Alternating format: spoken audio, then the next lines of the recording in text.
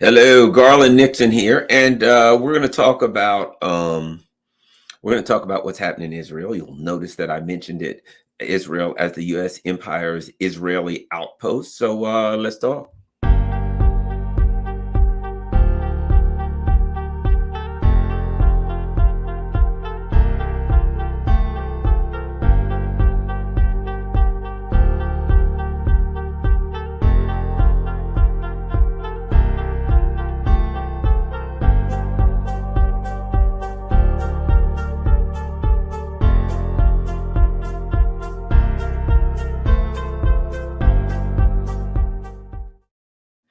Hi, Garland here, and we're going to talk about the situation in Israel. Let me get rid of this video on the other screen. So anyway, as you probably know, if you haven't been living in a cave, and even if you have been living in a cave, if you've got internet connection, you probably already know that there was a military siege launched against certain areas of Israel by Palestinian opposition, resistance forces. There's terms everywhere, right? Militants, resistance forces, opposition forces, on and on and on. And, people call them whatever they call them to create the dynamic that they would like to create, or to reflect the dynamic that they would like to create around the Israeli-Palestinian situation. But whatever you call it, we'll start with this. It was a very, very much a humiliation for Israel, very much a humiliation in that the Palestinian forces are very weak when it comes to military hardware. They're very weak when it comes to intelligence, etc. They don't have the powerful state backing of the U.S. empire, so one would not expect them to be able to launch an effective military attack against their adversary. Apparently, they were able to evade the Israelis' extensive intelligence network. They were able to even invade the human intelligence. Apparently my also understanding is that Israel believes that they have a network of informers, etc., in the Palestinian territories, in Gaza, etc. Whatever the case may be, they do have some informers there, but that intelligence network was unsuccessful in detecting this really massive offensive actions. So one of the ways that they have really embarrassed the Israelis is that they have revealed that the Israelis' intelligence network is not nearly as powerful and as effective as it was purported to be. So that's an embarrassment. That's a big part of the discussion is Israel has, they've got all of these programs that go on people's phones. They've got satellites. They've got human intelligence. They're, go on the internet searching for things, on and on and on. And they weren't able to see this coming. They weren't able to see the setup coming. And so it's an embarrassment for them. It's also an embarrassment because there was some level of military success. Apparently, the Palestinians were able to take territory. They were able to seize bases. They were able to inflict real military punishment on Israel. They were able to have launched a successful military offensive, and that throughout the Muslim world, that has been cheered. Throughout the Muslim world, the people who support the Palestinians, which is pretty much most of the people on the street in the more Muslim world, that people have been out on the street celebrating, etc. So it was an embarrassment, a major embarrassment for Israel, and a major embarrassment for the U.S. empire. Now, you'll notice that I called this video U.S. Empire's Israeli Outpost Under Siege, because this is my interpretation. You don't have to agree with it. This is my actual interpretation of Israel.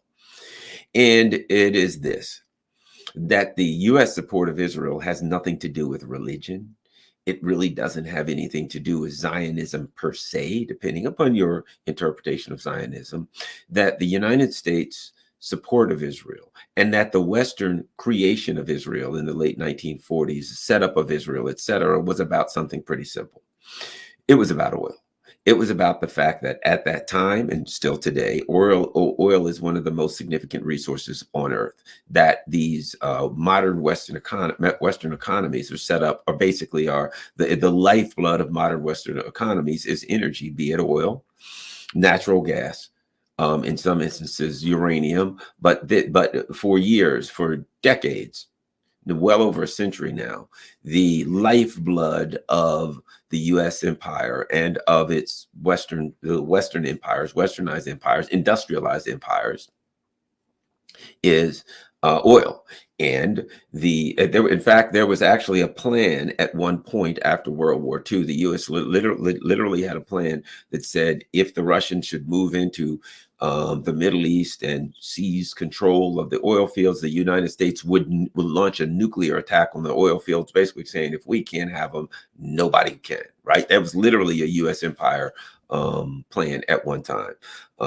But whatever the case may be, the U.S. decided, hey, look, we need a base there. We need a permanent base there. So they set up Israel, and they arm Israel to the teeth, arm them to the teeth. And so there's their base. That gives them the ability to counter any rising power. If you'll notice, it's Iran and Iran's satellites, Iran's what's the term I'm looking for when I'm talking about Syria and Yemen, etc. I would say allies. That's probably good, because they always say they're basically cohorts in crime or henchmen. No, they're allies. The U.S. has allies. Iran has allies. So the U.S. uses, if you notice, one of the things that's happening recently, Israel is bombing Syria. Right, the U.S. tried to take out Syria. The U.S. is illegally occupying Syria right now, and their vassals, to some extent, their military, the extension of the U.S. Air Force, which is the Israeli Air Force, is bombing Syria. So the U.S. basically, in a nutshell, Garland's interpretation, you see it any way you want, is that the country of Israel, the whatever you want to call it, is a U.S. base, a U.S. fort in the midst of all the oil fields, so the U.S. can extend its power there. In fact, Joe Biden once said, literally, Joe Biden said, if Israel didn't exist, we'd have to create it to address our interest in the region. He gave away the farm right there. He gave everything away. Israel, it's not about Jewishness, Zionism. It's not about, that's all a front. They will do whatever they need to do to keep Israel strong, because Israel is a military fort in an area where the U.S. doesn't have anything else there, and where the people culturally do not align with the U.S. empire. So they put somebody there that does, and they can bomb the hell out of people. They can utilize their intelligence network, etc. So what happens? So unfortunately, there's an issue there, and that is that Israel is there, and there are people there, the Palestinians, who have a legitimate argument that they have a claim to that land, some of the land, however you want to see it, but they have legitimate claims against Israel, legitimate claims of injustice against the Israelis, legitimate claims. You can agree with them or not. You can agree with what they're saying, but their claims are legitimate, and they have a right for those claims to be adjudicated. In fact, the United Nations has made some rulings on behalf of the Palestinians, and made some rulings that the Israelis are obviously violating United Nations decrees, right? So the fact that the Palestinians have some legitimate claims that they are not getting justice, and a fairly, I would say, a non-biased and impartial review of the state of the Palestinian existence supports that. When you look at it, because the issue that you have to talk about when you talk about Israel and Palestine and the Palestinians is justice. That's when it comes to geopolitics, when it comes to international law, when it comes to all of these things, there's a term that the U.S. empire never touches. They talk about authoritarianism, they talk about democracy, but they don't talk about justice, because justice doesn't have to do with international law or rules-based order or rules. Rules and justice can be antithetical to each other. A rules-based international order, Tony Blinken says, but what he doesn't say is a just international order. Because I always say this, you can make rules that all Jews have to wear a yellow star, and they all get grabbed and thrown into a ghetto and shipped off to concentration camp. You can make rules that say that. You can make a rules that say all black people in the United States are slaves. That ain't justice. You can make rules tomorrow that say all people with red hair must be put in concentration camps and beat. Those are rules. So a rules-based international order does not imply a just order. So when you hear a discussion in the U.S. empire about the Palestinians or about Israel, you may hear about Israel having a right to defend itself or the right to do this or that. But what you don't hear in that conversation, for the most part, when it comes to the people who are, as they call, Zionist or supporters of Israel, whatever you want to call it, the conversation never goes back to justice because, as a perfect example, there are rules in Israel that apply to the Palestinians, but don't apply to the Israeli, I guess what you call them, citizens, Jewish citizens, however you put it. As an example, administrative detention. If you are a Palestinian, but not an Israeli Jewish citizen, if you're a Palestinian, the Israeli government can at any time detain you indefinitely. They can pick you up, doesn't matter the age. They can take you to a prison and they can put you in prison. They don't have to charge you with anything. They don't have to tell you why you were picked up. You have no right to due process. They can put you in, lock you up. You can be tortured. You're not protected by in the Israeli state by any anti-torture laws or laws of humanity and humaneness treatment. None of that. You can be brought in, you can be beaten, you can be tortured, you can be starved, and you can never get, you have no right to due process. So if you discuss the issue of justice in the context of the Palestinians, it becomes obvious that you can talk about people having a right to defend themselves, but it's obvious why the issue of justice is not raised by those who call themselves supporters of Israel. Justice is the word. I always talk about that term when it comes to international geopolitical issues. Democracy doesn't mean justice. Authoritarianism, totalitarianism, all of those things, those don't imply that the absence of authoritarianism or the absence of democracy, the absence of totalitarianism doesn't imply justice. You can have a country that's not a democracy that can be just or unjust. You can have a country that is a democracy that can be just or unjust, depending on your definition of democracy or whatever the case may be.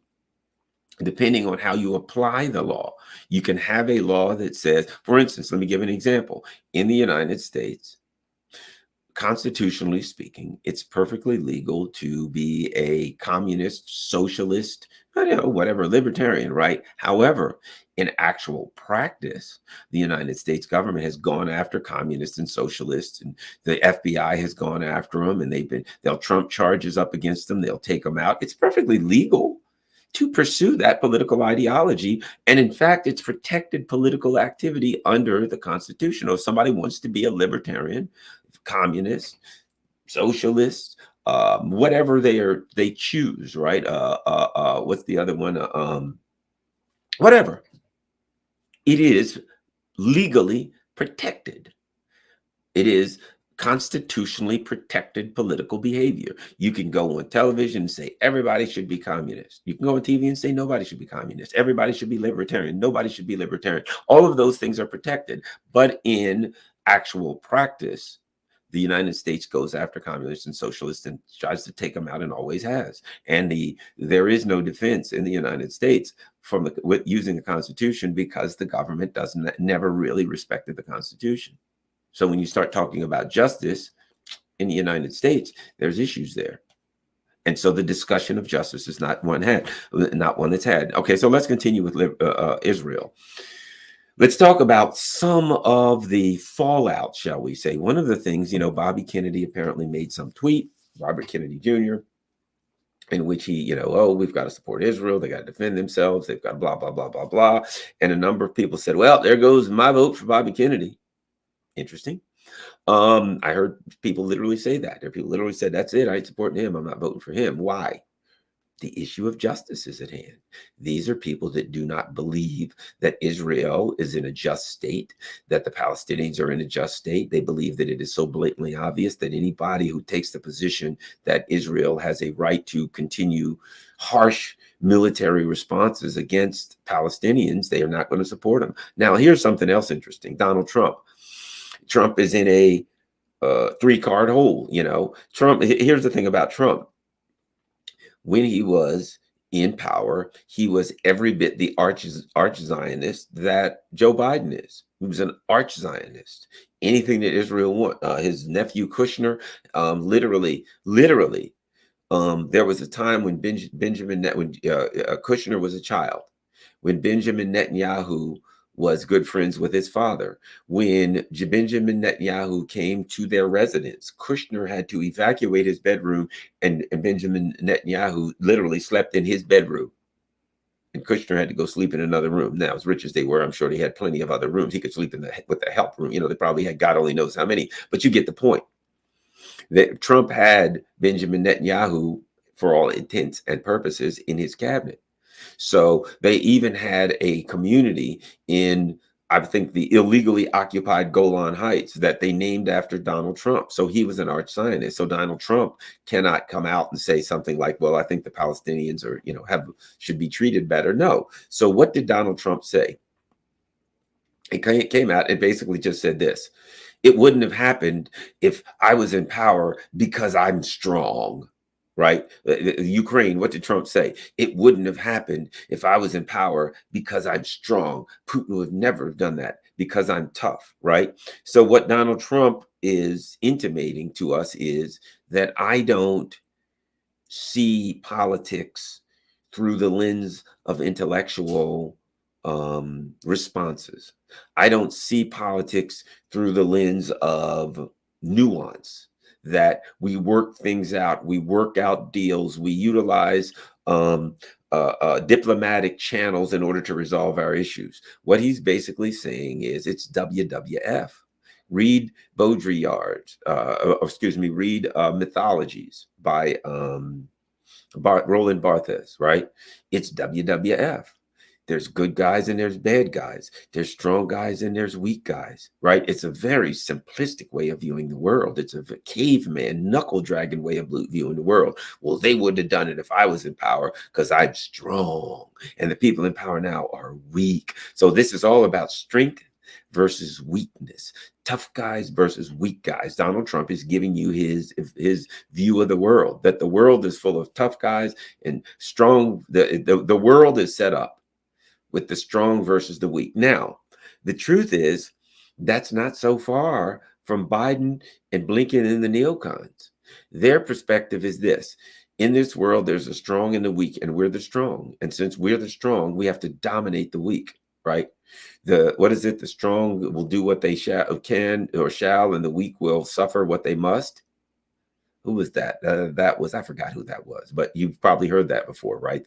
It's something to the effect of the strong do what they will and the weak suffer what they must. In other words, look, if we're strong, we can do whatever we want. If we're weak, you got to handle the fallout. No problem.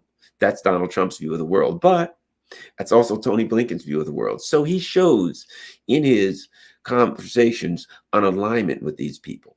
We're strong and we should use that strength to do what we want. And if I was there, they'd understand that I'm stronger than them because they're weak. Or Donald Trump's argument is, I'm stronger than the Biden administration. They're weaker than me. Therefore, I should be in charge.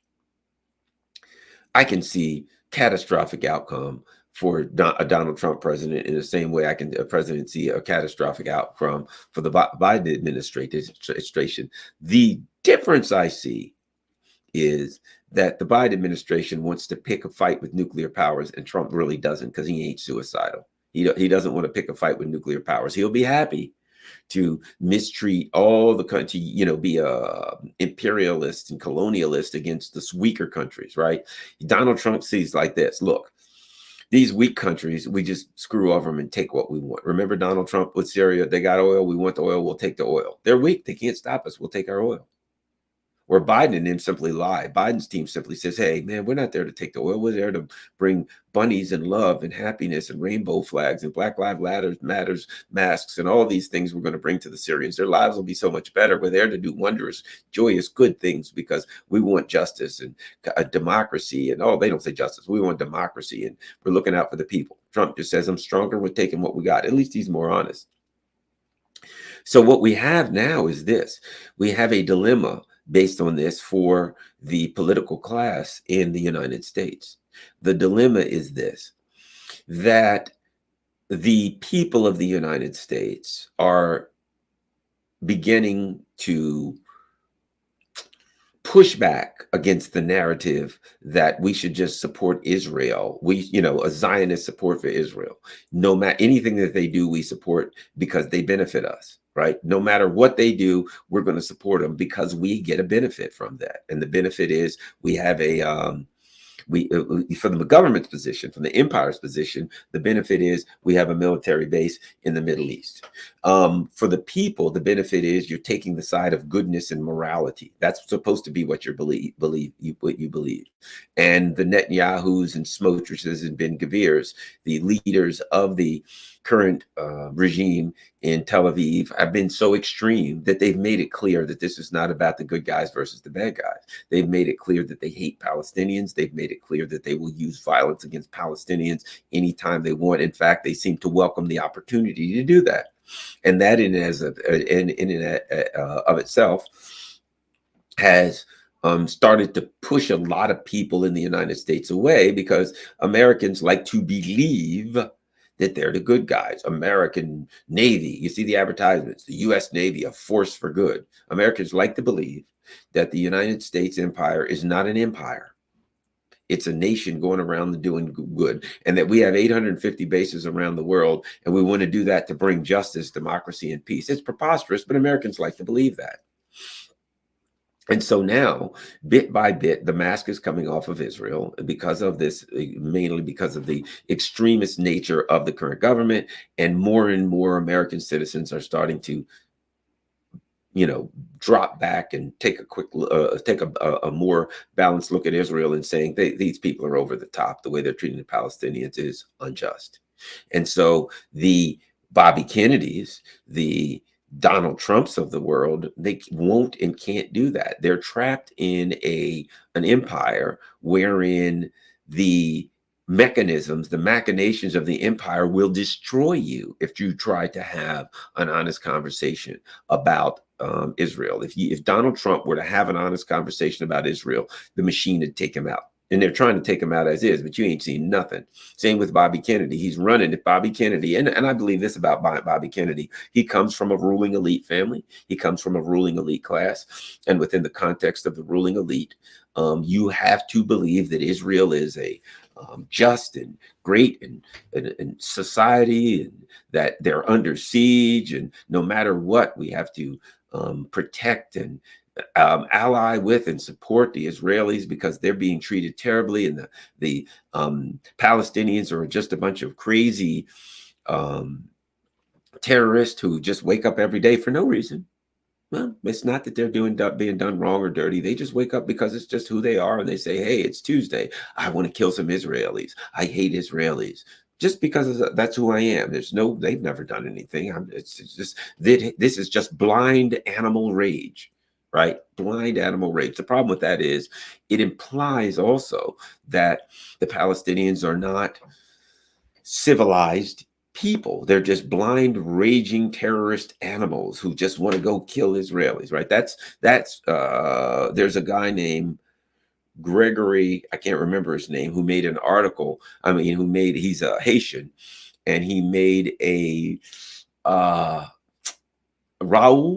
Gregory, something like that. But at any rate, he made a documentary that was something like, I'm paraphrasing, "Kill All the Beasts," or savages must die, something like that, right? Now, that's a paraphrase of it. And it was about colonialism, and it was about nations basically going out saying, okay, that country over there, the one that happens to be full of gold and silver and tobacco and all of the things that we, coffee and bananas and all the things that we want, that country over there with all these wondrous things just happens to be full of savages.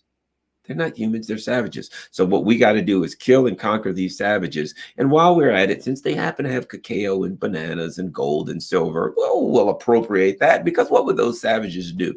I think it was exterminate the brutes. That was the name of it.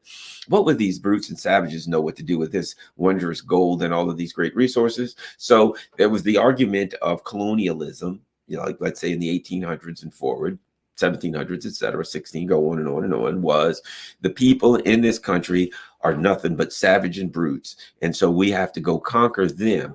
And then we will then have a right to take all of these wondrous resources in that country and subjugate them and enslave them, and whatever we decide to do with them is fine, because they can't stop us because we're stronger than they are, right? And when you take the position that the Palestinians are just savages and brutes who just hate Israel because they woke up and it's a Tuesday and they want to go kill them for no apparent reason, they don't have a just cause that they're standing for, then you're effectively doing what the colonialist powers did when they went to Latin America and Africa and the Middle East and wherever and took all of the people's stuff. That's what you're doing. You're dehumanizing an indigenous population so that you can make an excuse for appropriating their resources, in a nutshell. And I think that's what's happening, the dehumanization of Palestinians, so that you can make an excuse for supporting Israel, so that you can maintain control over the lifeblood of Western industrialization, which is oil. That's what that's about. Same old game being played today. And now the Trumps, the RFK Juniors, etc., have a problem. And that is that the people are bit by bit of the United States, of the world, are waking up to the reality that the Israeli dynamic is unjust. That here's a reality. Under the UN Charter, a colonized peoples, a occupied land, the people have a right to fight back against the occupation, and they have a right to armed struggle. Okay, so if you believe, which I do, if you believe, now there are people that will say, well, this is not colonization or blah, blah. Well, if that's what you believe, then you're going to make the argument that the Palestinians don't have a right. I'm not saying you don't have a right to make that argument. Just because I disagree with you, you can argue anything you want and try to substantiate it. My position is, whether you agree with it or not, is that the Palestinians are an indigenous occupied group, and that because of that dynamic, the UN Charter does give them the right to armed struggle, to come out from under their occupation. Agree with it or not, this is the legal principles that I base my position on. And anyone who wants to look it up or whatever, you feel free to do it. I would recommend that you research it. But that being said, so based on my position, I believe it is getting more and more obvious to the people of the world that my position has merit, and that as we see violent attacks against Palestinian civilians, violent retaliation against Palestinian civilians, when we see things such as a Palestinian civilian does something and or doesn't do something, is accused of doing something, whatever the case may be, and the Israelis come in and say, we're going to push down your home and the home that your family lives in, extended family lives in. Imagine this. Imagine here in the United States, if Garland Nixon went out and, I don't know, stole a car. I went out and I lived in my mom's house with my mother and father and 5, 6, 7, 12, whatever, brothers and sisters. And my cousin lived there, and there was a home full of people, and we'd had that home for 100 years. And I went out and stole a car.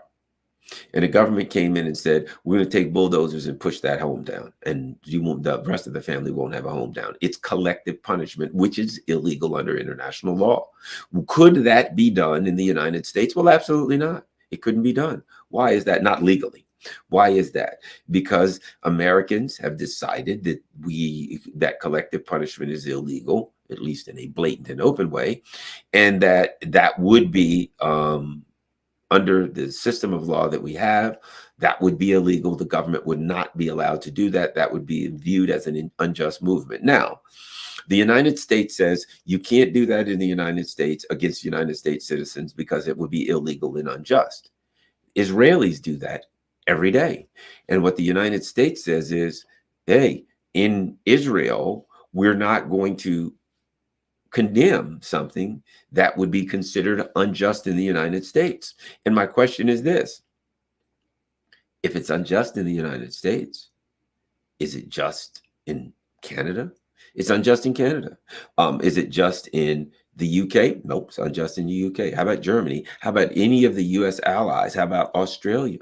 US vassals? How about, nope, there are none of the US vassals in which that would be legal. It would be considered unjust, and therefore it would be considered illegal. However, Israel does this, and the United States supports it. Not only does the US say, ignore the illegality and unjust nature of the act, they literally support it. Why? Because it's obvious. And oh, let me add this. And the United States says we're going around the world on a human rights crusade. We're standing up for this group and that group, and it's all about human rights. And my God, there's human rights violations in Russia and China and Iran, all these human rights violations. But for some reason, there doesn't seem to be any human rights violations in Israel. Isn't that interesting? There's human rights violations in all of our adversarial countries, the countries that the US doesn't like. There's nothing, but it's just one gigantic human rights violation. However, in Israel, the US can't find a human rights violation, even though the things that the Israelis are doing would clearly be illegal in the United States and throughout the United States empire. Other than in Israel, find me another country in the US empire where that would be legal. It wouldn't be legal, except in Israel. So the US basically is exposed, it exposes the US foreign policy as hypocritical. It exposes, so Israel exposes the US to many people. And now it's exposing RFK Jr. RFK Jr. is, what has he argued for? Justice. He's fought for environmental justice for years. Oh, this company shouldn't be able to pour methyl horrible into the water. Okay, great. He has basically argued, and here's a contradiction, during the COVID issues, during the last few years, during the whole COVID crisis, we can call it a crisis for numerous reasons, RFK Jr. argued for an intellectual position on US policies. Basically what he said was, look, if you're going to do this or that, we should do it based on facts. We should review these facts. We should have a right to put forward these facts, and we should base our policies on facts, on information, on right and wrong, right? We shouldn't do this or that because it's wrong. Okay, so he did that. He took that position, and he basically said, look, you're attacking me for taking positions when it comes to COVID. Please, I ask you to do this.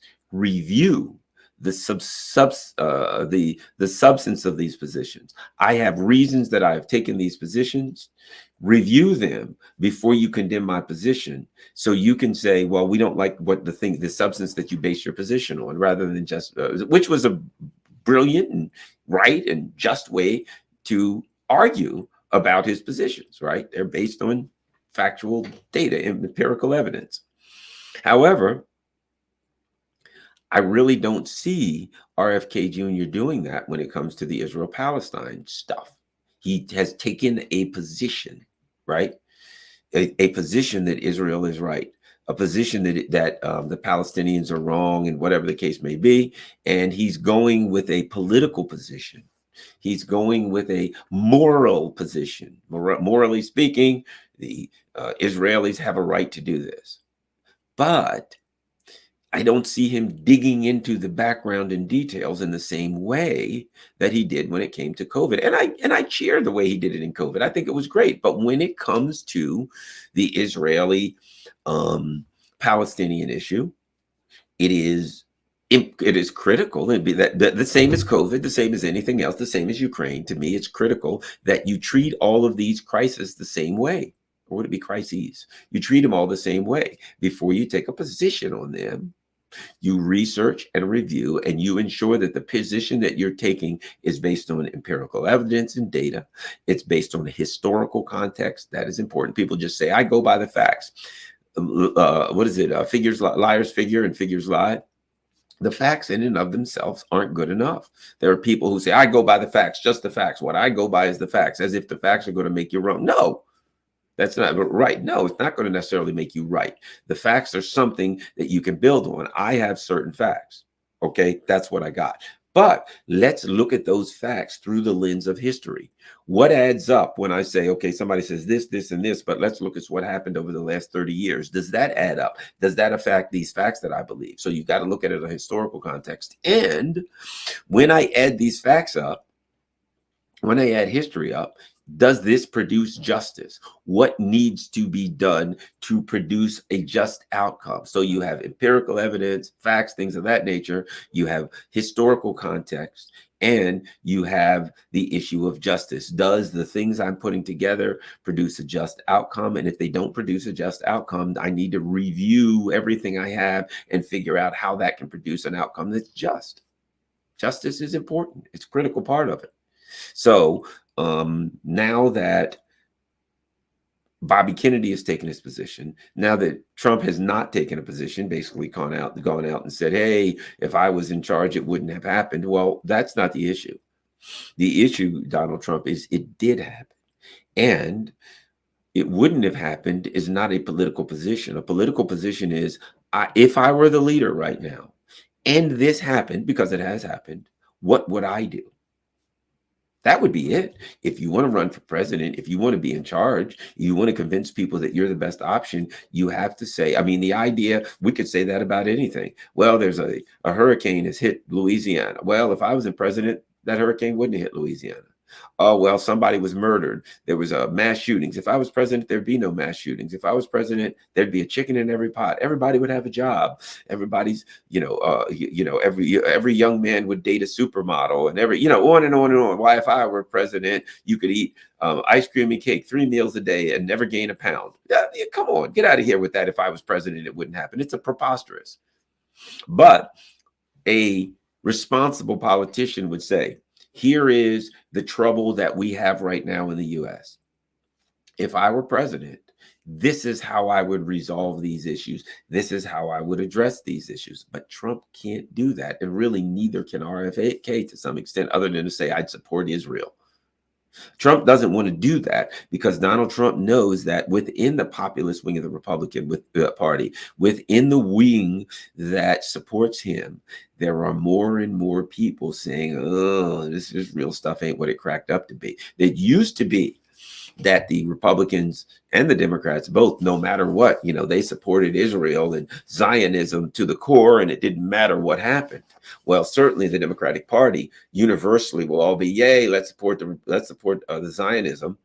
But there are a lot of people. This is going to be costly for the Democratic Party because there are a lot of people that are unhappy about and non-supportive when it comes to Zionism. So here's something that can affect the 2024 election. And then you got Donald Trump, you got RFK Jr. saying, I support Zionism, unquestionably. And you got Trump, who won't do that. I'll put it like this. Trump is smart enough to understand that he's walking around on a minefield, that he's standing next to the third rail, and he ain't just going to step on that third rail. If we're honest about Donald Trump, he has better political, what's the term?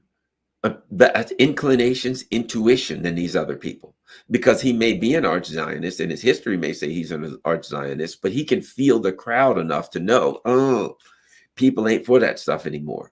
That's weakening. So instead of just taking the arch Zionist position like anybody else would running for president, I'm going to avoid that. Trump has strong political intuition. I better not touch that. So instead, I'll take a position of, which is the position Donald Trump takes, the right-wing strongman. I'm a right winger. I'm a conservative, strong conservative, and I'm a strong man. And people would be afraid of me, and they'd back away from me, and people wouldn't do the stuff. The United States is viewed as weak now. The U.S. empire. So what Donald Trump is saying is the U.S. empire is viewed as weak under the Democrats. But if you put it under me, it'll now be viewed as strong again, and everything will be okay. It's an absurd position. It's like the problem in the U.S. empire is the way the rest of the world views us.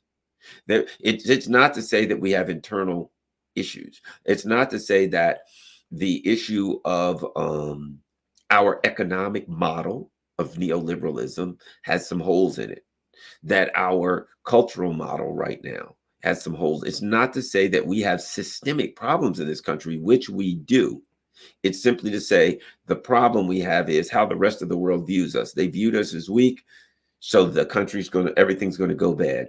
If they tomorrow view us as strong, then everything will be okay, because our system itself is not, there's no admission. It's the alcoholic who won't admit that he has a drinking problem. It's the addict who won't admit that the source of his problem is his addiction. The United States has an addiction to neoliberalism, has an addiction to warmongering, and to colonialism and imperialism, and going around the world telling people what to do and stealing their stuff if they won't go along with what we want, and overthrowing their countries and killing them and lying to the people, propaganda, etc. It's not admitting that the United States has some systemic problems, and they're doing things that are not only wrong but detrimental to the U.S. cause.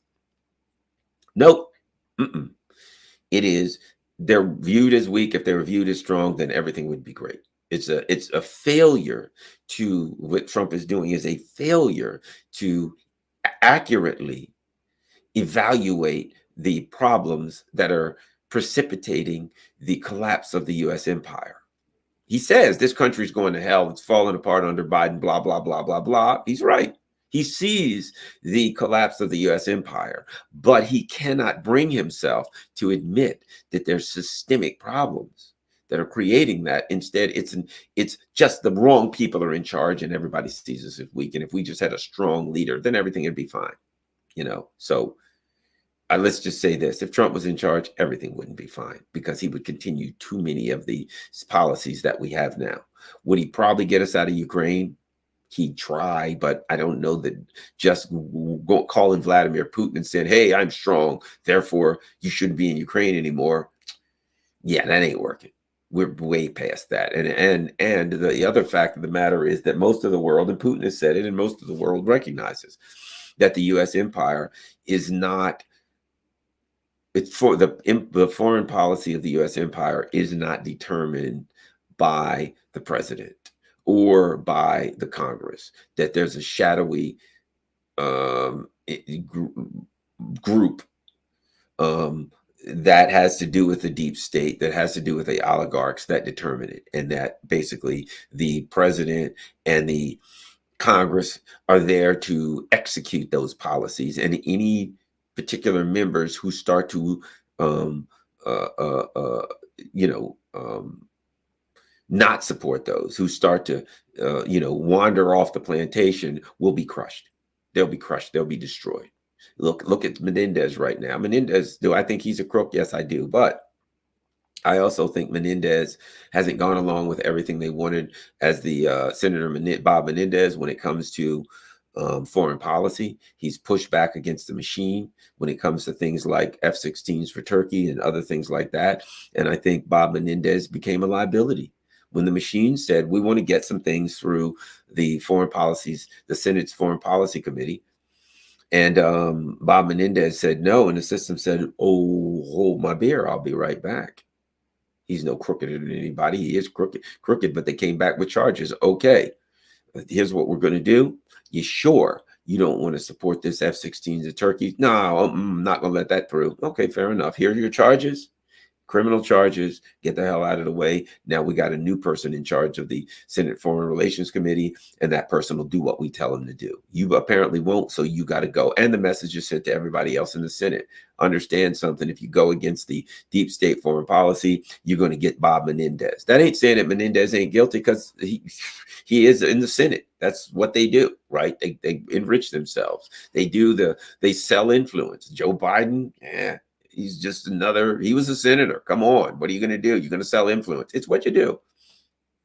So now, going into the election, I think this is something that the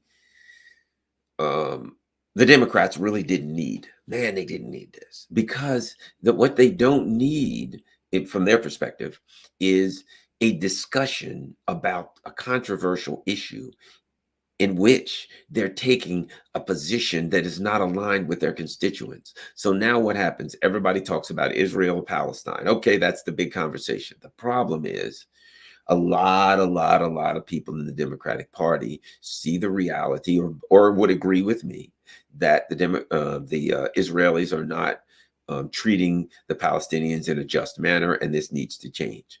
But the leadership of the party doesn't. So here's an area where the leadership of the party is not just unaligned with its constituents. They are in total and complete opposition to its constituents. And they don't need that going in to be exposed like that going into the 2024 election period, because people are going to start asking questions, and the media is going to have to try to protect them and hide it. But that's a conversation that's out of the bag now, out of that horse is out of the barn, and let's see what happens. Of course, we know the Republican Party will do what the mainstream of the Democratic Party are one and the same. They will attack anybody who says, hey, we need to try to work for some peace here. We need to say to the, Israelis, don't go doing collective punishment, blah, blah, blah. So there's going to be a tug of war there. And the tug of war will be between the constituents of the parties and the parties. I would imagine the Republican Party overall, for the most part, is going to be all, pro-Zionist. But there is an element in there. There is an element that's not pro-Zionist, and we shall see how that plays out. But it's a real problem. The other thing is this: an inopportune time for the U.S. empire. They got deep problems when it comes to Ukraine. Deep problems. And the issue is that the Ukrainian neocon project is in free fall. The neocon project, of course, is what? To weaponize Ukraine, to sharpen the country of Ukraine like a knife, and to put it to Russia's throat. Right? That's it. We're going to sharpen up this weapon, and we're going to hold it at Russia's throat, and we're going to destabilize Russia, and Russia's going to fall apart. Right? Well, that was always a bad plan, but now it's really bad plan. And what's going on? The opposite has happened. It has destabilized U.S. politics. The foundational issue that ousted U.S. House Speaker Kevin McCarthy was what? Ukraine spending was an element in the party that said, we don't want to do this Ukraine spending, and so therefore we're going to have a fight, and McCarthy's out the door. So it has destabilized the House and destabilized U.S. politics. When you look at the issue of Israel in U.S. politics now, it's just completely going into the election with a destabilized nation, with a discussion that is going to be impossible for the politicians to debate and maintain support from huge numbers of people. So the Democratic Party now has to run from this debate.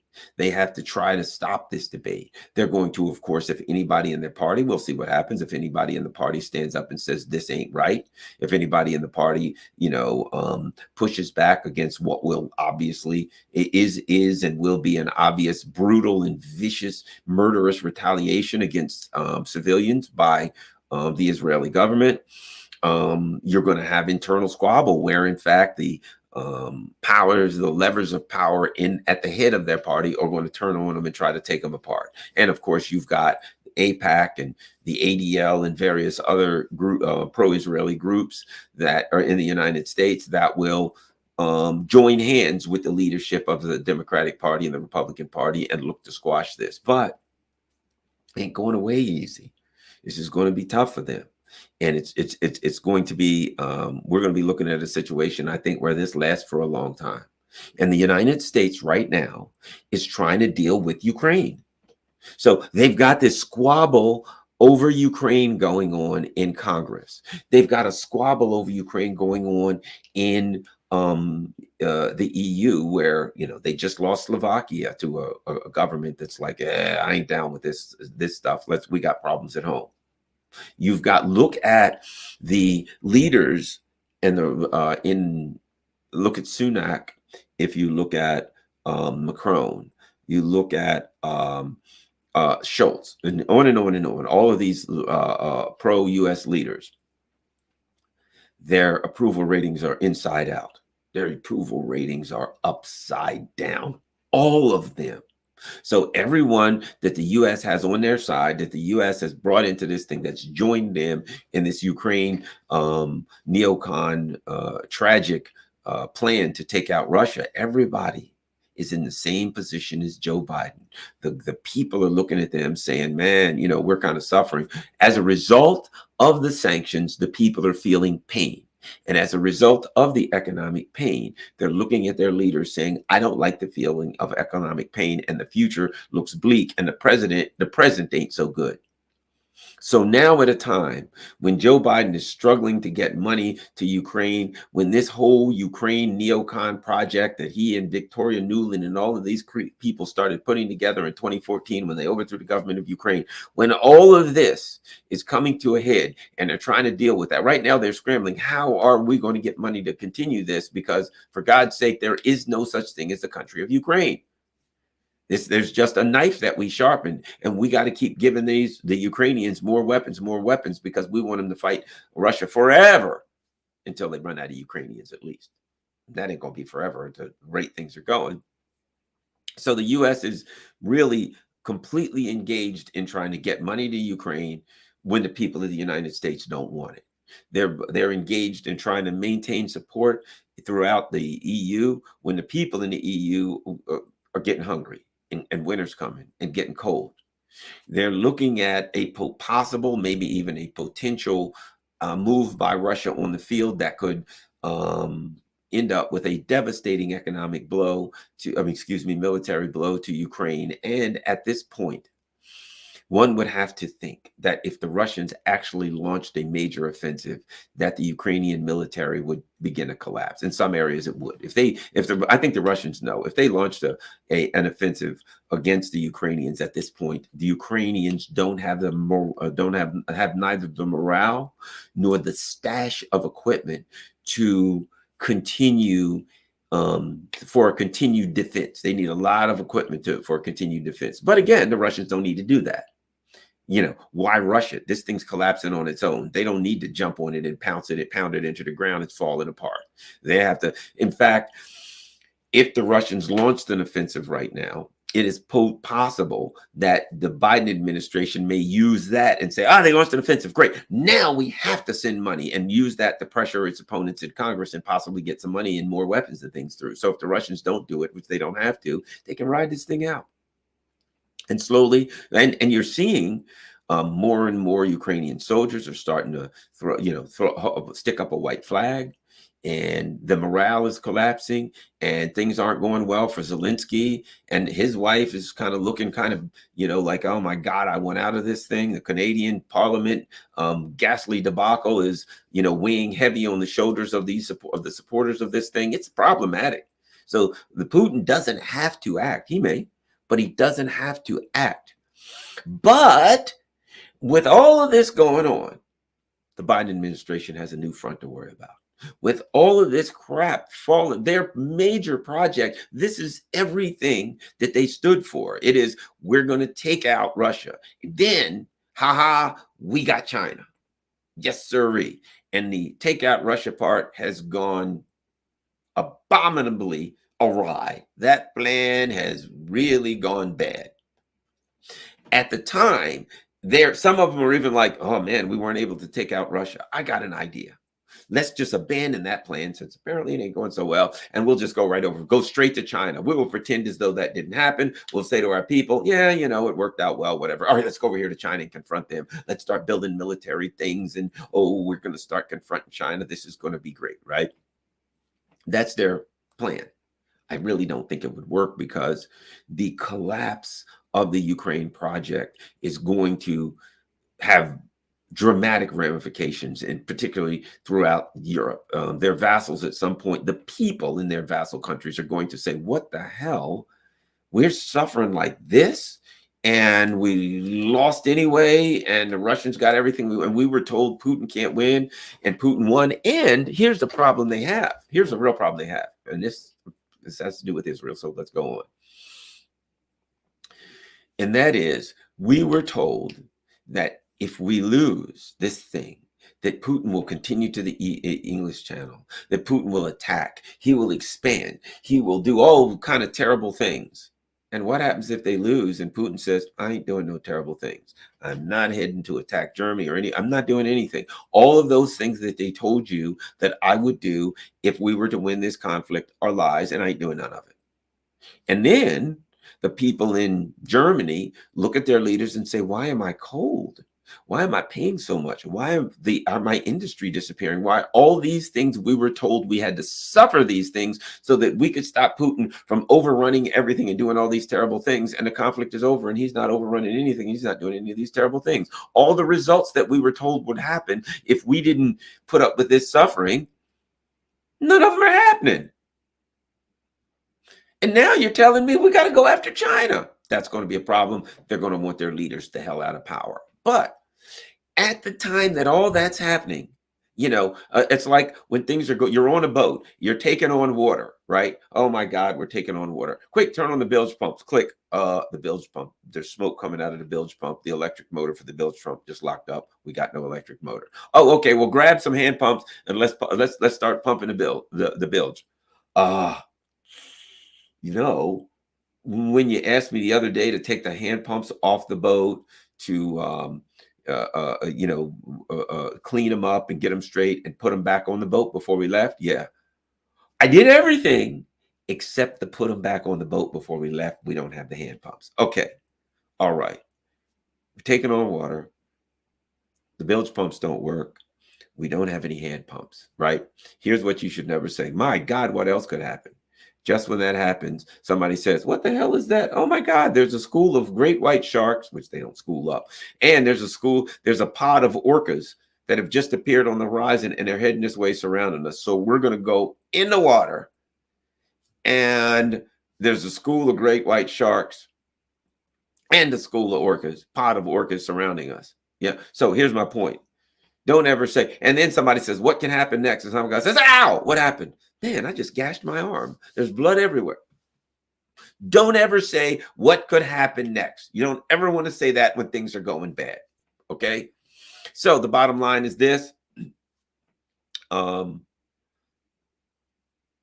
If the U.S. empire could look at what's happening in Ukraine right now and say, my God, oh, did we talk about the bond market? And we may be on the edge of some other kind of economic collapse.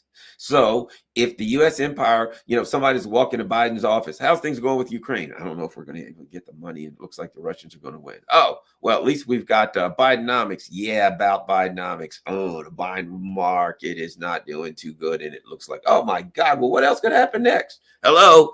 My God, we're running for our lives. The Palestinians, they've come through the wall. They're taking. Never ask what else could happen next. So at a time when things ain't going so good for them, and they're trying to do normalization, they're trying to, get Israel to do normalization with the Saudis, etc. And a recent poll, like this week, showed 2% of the Saudis are in favor of normalization with Israel. 2%. I'm thinking that's probably the Saudi royal family. Pretty much it.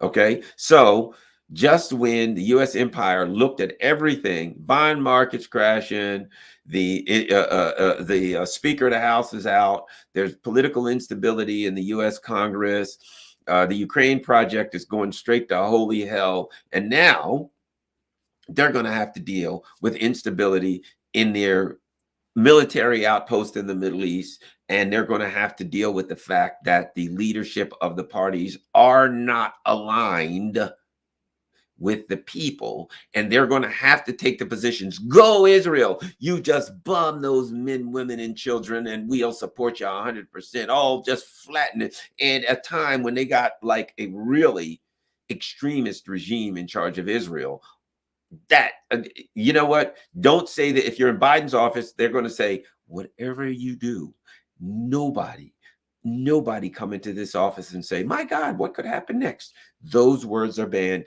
You can't say that. So they got problems everywhere. And Israel is just another point of problems and contention when they're trying to deal with Ukraine. This Ukraine thing is a disaster. It's a mess. It's falling apart. And nobody really wants to see violence in Israel and the surrounding areas. And Israel's in a jam, because what happens if they just say we're going to go commit some genocidal act against the Palestinians? Now they've got to deal with Hezbollah. Now they've got to deal with the fallout from that. And they're going to act in a genocidal manner, and they're going to have to deal with the fallout. And the U.S. empire is going to have to deal with internal issues. And so it's throughout Europe. You got people in Europe who are protesting now. I've seen these big protests against the Ukraine conflict. Yeah, there's a protest today going on right now in front of the White House regarding the Palestinian conflict. So it's going to be a mess for the Biden administration in so many ways. But at any rate, let's look. I got to get my act together because I got to go on George Galloway today. I got to go on Galloway. So if I could possibly go through and look at the super chats and see if anyone has anything to say. Usually my super chats have some great questions. I will say that. And we will check Rockfin next. Super chats usually. Oh, here we go. Let's go. The Iranian Putin says, crazy to watch Zelensky beg the world for tanks, jets, guns, artillery, etc. And LMFAO, this dude are like, I need a big fan and a blanket and I'm going in. Yeah, that's something that's interesting too. And that is that the neocons, because Zelensky has nothing to do with that. He's just a puppet saying what he's told to say. The neocons have said, yeah, we're going to plan this big offensive against the Russians. And they get all of these tanks, they get all of this stuff, and they just go wander out into minefields. Not the most brilliant military strategy by any stretch of the imagination. They wander out into minefields. There's like 90,000 friggin' people, Ukrainians killed in like 6 weeks or so since the beginning of the offensive. Okay, so, and remember, what were we, 8 to 12 years in Vietnam, and we lost 55,000 people? They lost 90,000 in like couple of months. Okay, and so they've gotten everything, and now, and what do they say? Why, if we just had F-16s, if we just had, the next thing, tanks, whatever, we would surely take the Russians out. If we just had this, if we just had that. Well, now that everybody knows that those things aren't going to matter, it's going to be harder for them to get those things, because everybody knows you're just throwing them in a trash compactor for the Russians to blow them to hell. But meanwhile, the Palestinians said, look, we don't have and we don't need. We'll take what we got and fight, because they're fighting they believe for a reason, for justice. They don't have to go kidnap people off the street to get them to fight. They don't have to go drag people out of a bar. You don't see a bunch of videos of the Palestinian Hamas or something dragging guys out of a bar, beating them, forcing them into conscription. Those guys are angry. Their families are being bombed. Their land is being bombed. Their families are being killed, and they're volunteers. So they got heart. They got toughness. They'll take whatever they got. If they got a rock and a slingshot, they're going to use it. And in this instance, they got a big fan and a parachute. If that's all they got, that's what they're going to use. That's what you see with people who are actually motivated to fight. Great comment there, Iranian Putin. All right, JF. Thanks a lot, JF. Let's go to Sparkster. Sparky says, it couldn't be done in the United States, at least not yet. Let's see who else. Thanks a lot. Sparky's always got a lot to say. How about this? Nermian Ali Riza says Jordan Peterson's "Give 'em Hell" tweet represents the West's cynical bias towards Palestine. The West chooses to ignore the fact that Israel has been giving the Palestinians hell for more than 70 years. Free Palestine. Another great comment. Again, Jordan Peterson and these people pretend to be intellectuals that take the intellectual position, but when it comes down to this issue, they back Zionism as a matter of faith. We support them, not as a matter of let's have an intellectual discussion about what's right and wrong and what's just and unjust. It's I support these people, and since I support them, I got to support them with anything, based on anything they do. I support them no matter what they do. It's if they do it, it's just. Old Crow Targeteer says, I don't understand the support for Israel. They've been downright atrocious to Palestine and other Middle Eastern countries. Rather than allies, they are not. Israel is in the wrong. Yeah, that's the way that's the way I see it. But people, if you think about it, people support Israel oftentimes as a matter of faith. And when you use that term, people believe things as a matter of faith. This is true. And it has to be true because I can't see a circumstance where it's not true.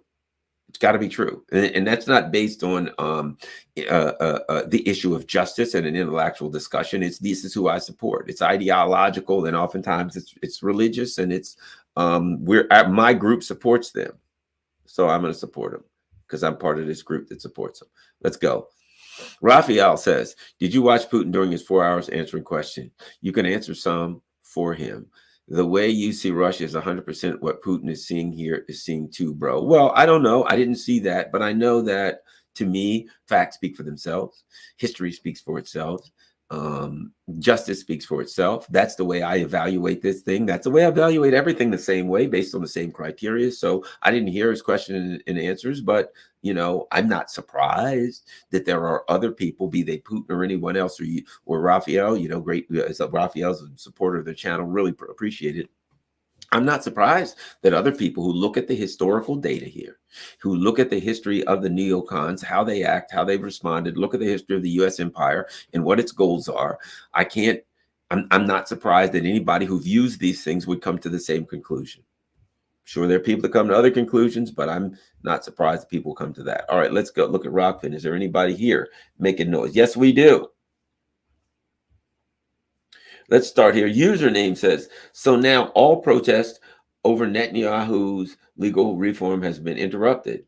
The Iron Dome didn't work. I hope it wasn't turned off purposely because Israel wouldn't do that, would they? Otherwise, one would suspect a false flag. Strange that the Palestinians suddenly have military skills and equipment of this standard. Very strange. It's almost Israeli standard. Here's the thing about it. No, they don't have equipment, a whole bunch of equipment. A lot of it is homemade stuff. I would imagine there could possibly be outside entities that have helped them. But let's not underestimate the Palestinians' military skills and the military skills of the resistance. Let's not forget what happened in 2006 when the Israeli army attacked southern Lebanon with like 30,000 troops, and the Hezbollah had 3,000 troops and fought them to a standstill and gave them hell to the point where they had to back off. They had to, chill out. They had to get out of there because they were getting, they were taking. I'm not saying they lost, but I'm saying if you number somebody 10-1 and they fight you to a standstill, most people interpret that as a loss.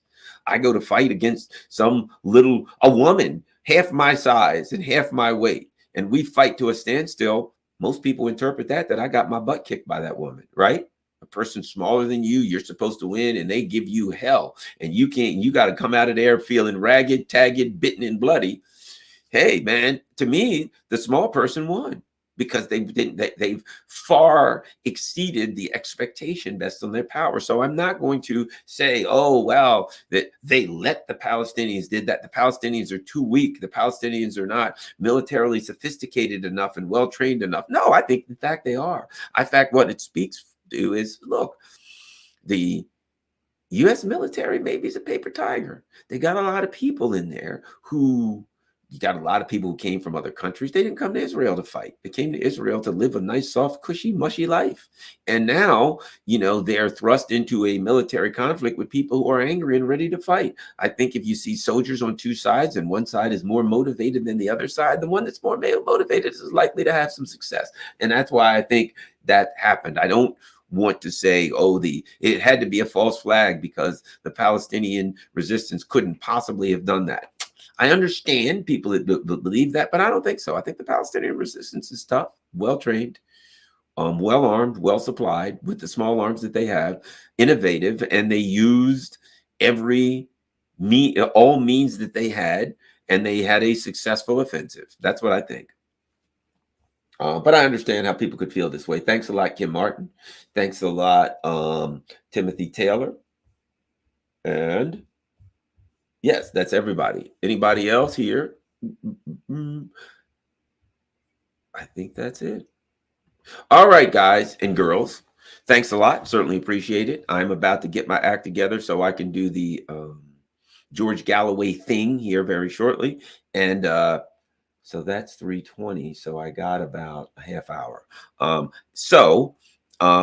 would appreciate it if you guys could share this on all your social media platforms. I would appreciate it if you could go to either patreon.com, PayPal, Buy Me a Coffee. Buy Me a Coffee is great because you go in there and it says, buy Garland a coffee. How much? $5. And how many coffees do you want? 1, 5, 10, whatever. And it also gives you the options on Buy Me a Coffee now.